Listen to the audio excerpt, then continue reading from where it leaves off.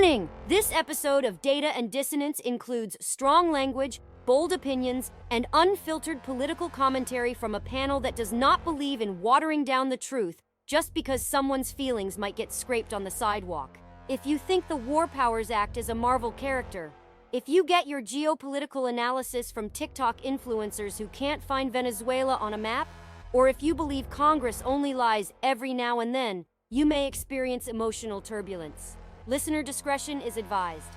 Hydrate, brace yourself, and remember, we don't apologize for facts. Tonight, Washington is cracking under pressure. Venezuela is spiraling. Global adversaries are circling like vultures waiting for the moment America blinks. And Congress?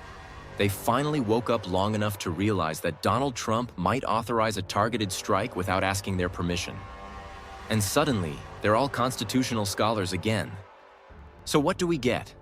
A late-night scramble, a panicked press release, and a promise to invoke the War Powers Resolution if necessary, which is hilarious because half of Congress couldn't tell you what year it was signed, much less how it works. But here's the truth.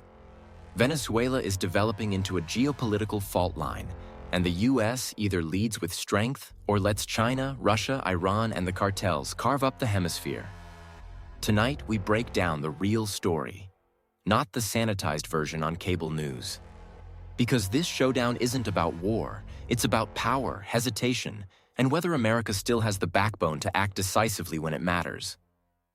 All right, folks, let's bring everyone in because tonight calls for heavy hitters. We've got Brian, the man whose blood pressure spikes every time Congress fakes moral outrage.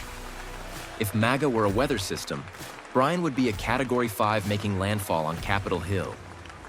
He's fired up, caffeinated, and already waving his pocket constitution like it's a weapon. Rachel's here. The balance, the reason, the person who somehow manages to take all the chaos and make it make sense without losing her mind. She's the anchor in the storm, the caller out of BS, and the one who makes us confront the parts of policy that actually affect people on the ground. Next up is Daniel. Suit sharp enough to cut glass, mind sharper.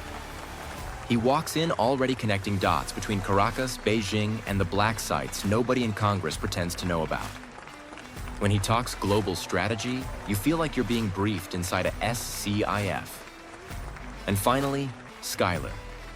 The voice from the progressive lane, the Green Party heartbeat, the person who reminds us that humanitarian impact and historical consequences matter just as much as military might. She's already shaking her head like she just read the Pentagon's grocery list. This is the panel. These are the voices. And tonight, we're stepping into a geopolitical hurricane. Let me set the table. Trump pulls senior military leaders, intel chiefs, and Marco Rubio into a high-level meeting to discuss next-phase pressure on the Maduro regime.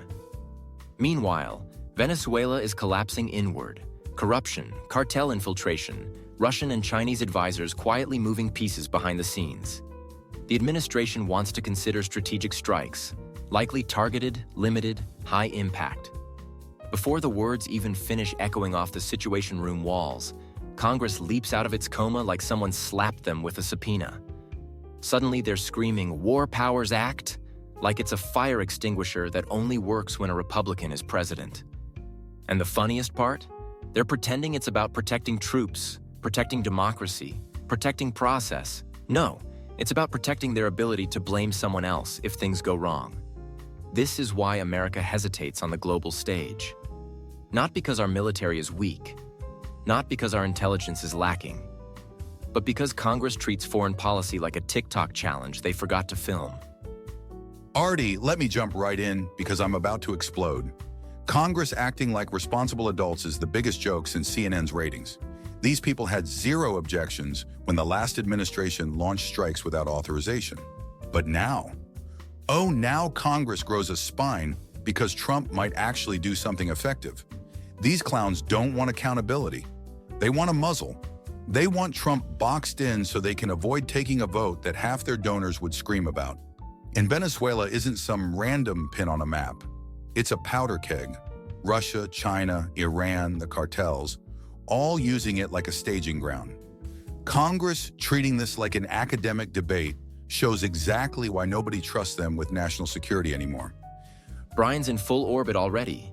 Rachel's giving him the calm, breathe before you pass out look. So Rachel, jump in. You always bring clarity to the firestorm. I get the frustration, Brian. Honestly, I do. Congress is selective in their outrage and completely inconsistent about oversight. But let's slow the fire hose down and look at the geopolitical reality. Any military action, even a surgical strike, has repercussions. Venezuela isn't just a hostile regime, it's a humanitarian disaster zone. Millions displaced, families starving, infrastructure crumbling. And when the US even hints at intervention, regimes in the region react, markets react, refugee flows react, alliances react. So yes, Congress is being opportunistic and maybe even cowardly.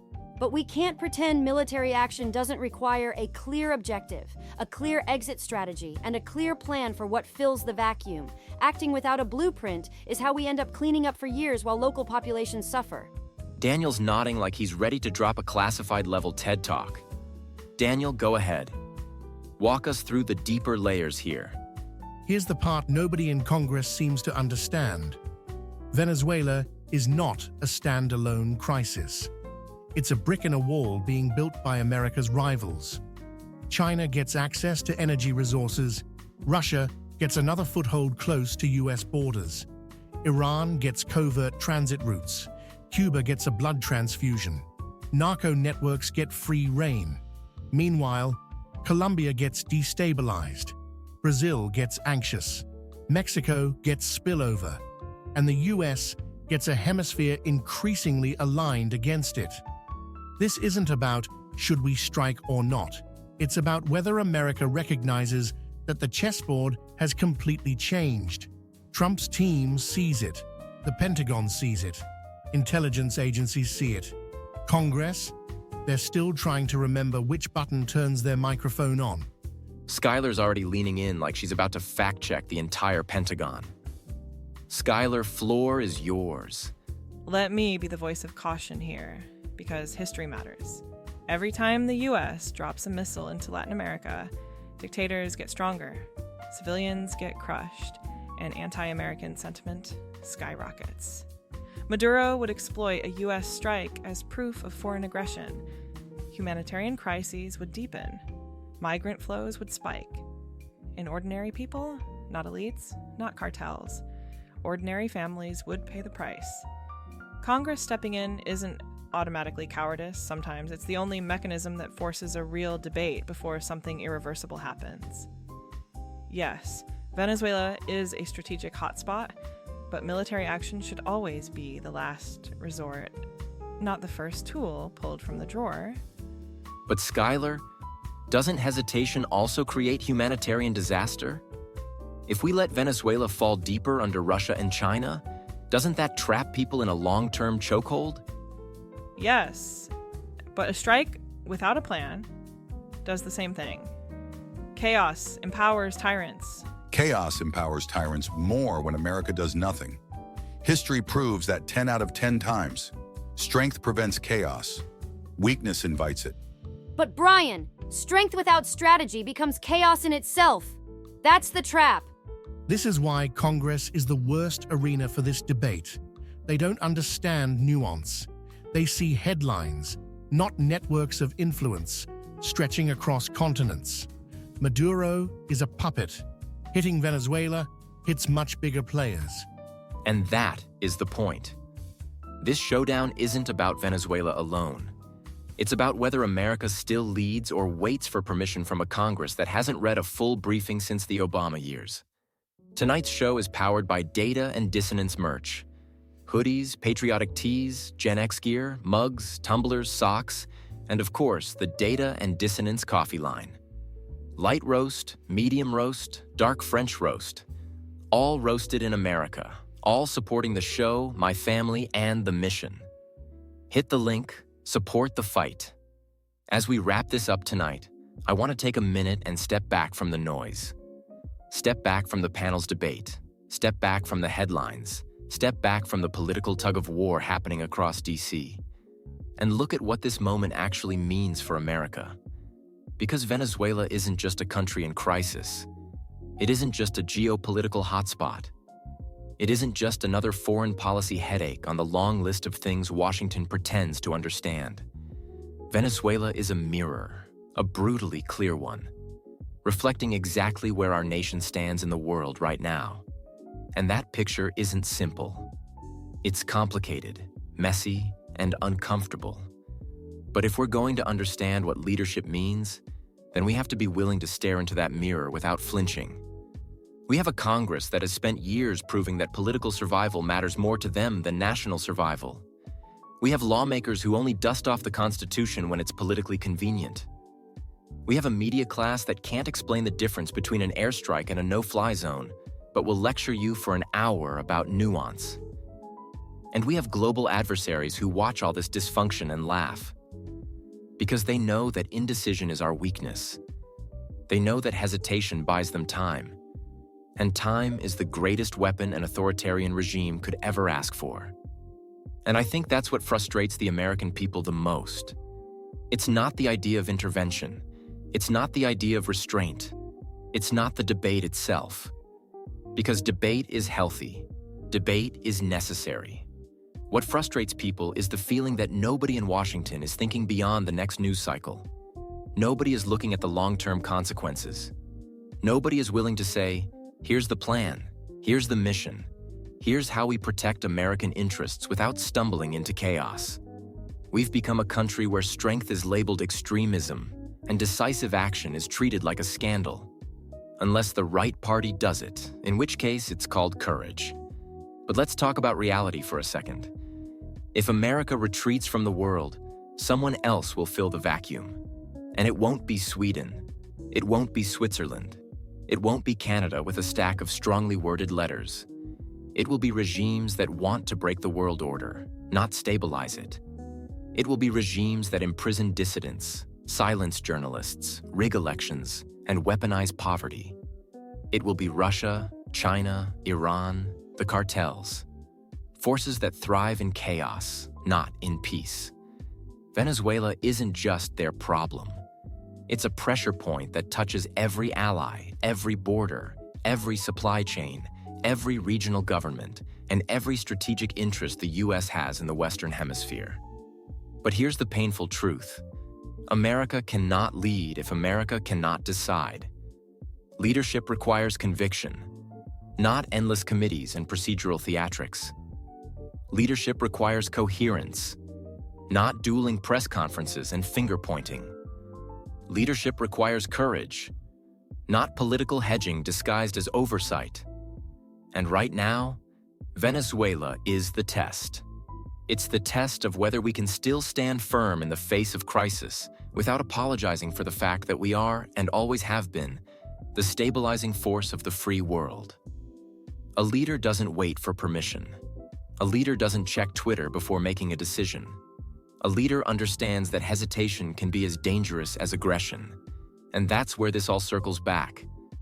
Not to Trump alone, not to Congress alone, but to the American people. Because at some point, we have to decide what kind of nation we want to be. Are we a nation that leads, confidently, boldly, with intention, with strategy, and with the moral clarity that tyranny anywhere threatens freedom everywhere? Or are we a nation that second-guesses itself into irrelevance? Do we still believe in American strength? Or are we too afraid of being criticized to use it when the world needs it most? I'll be honest with you. I don't have all the answers. I don't pretend to. But I do know this. Weakness has never brought peace. Cowardice has never earned respect. Silence has never protected the innocent. And when the United States steps back, authoritarian regimes step forward. When we hesitate, people suffer. When we debate each other into paralysis, the only winners are the people who hate our values, our freedoms, and our way of life. So tonight, as we close out this episode, remember that the real question isn't whether Venezuela matters. The real question is whether we still believe America matters. Whether we still believe in the weight, responsibility, and moral purpose of being the world's stabilizing force. Because if we don't, the world will change. and not in a direction any of us want to live under. Strength doesn't guarantee peace, but weakness guarantees conflict, and hesitation guarantees defeat. That's the truth nobody wants to say out loud, but it's the truth we can't afford to ignore. Remember to speak truth. Stir thought. Tonight's episode is brought to you by the Caleb Rourke thriller series, The Covenant Protocol, The Prophet Directive, and the upcoming Black Echo Rising.